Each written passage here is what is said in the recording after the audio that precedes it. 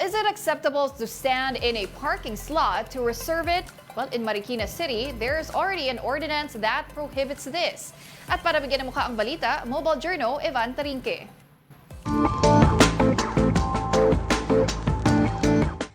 Marami ngayon ang mga nagba-viral sa pagtayo at pagbantay sa mga bakanting parking slots. Pero sa Marikina, bawal ang ganitong gawain at may parusa ang lalabag. Kaliwat ka na ng mga video na ito online kung saan ang mga tao mismo ang tumatayo sa mga parking slots para i-reserve ito. Pero ang mga motoristang nakausap ko, ito ang say dyan. Hindi naman talaga pwede i-reserve yun, tsaka hindi naman pantao yun, ba't sila tatayo doon, di ba? Na-experience ko rin yan.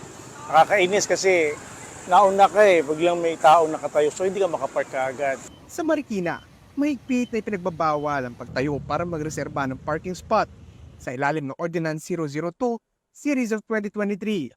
Sakop na ordinansang ito ang mga parking space sa loob ng Marikina, private man o public ang lugar. Sa lahat siya ng establishment sa Marikina, mapa-church, school, private establishments like banks, malls, groceries, lahat ng may parking space. Sino mang lalabag sa ordinansang ito ay maaaring pagmultahin ng 1,000 piso o pagganap ng 8 oras na community service. Sa kasalukuyan, wala pa namang naitatalang kaso ng paglabag sa ordinansang ito.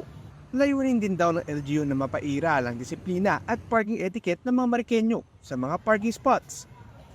Kung maaari sa buong bansa, para at least alam mo yon, madisiplina lahat. Hindi lamang yung pagpupunta ka lang ng Marikina tsaka ka lang magiging strict. Pagdating sa parking, palaging first come, first serve. Pero sana naman, patas ang paraan natin upang makuha ito. Mobile Journal, Evan Tarinque po, hatid ang mukha ng balita.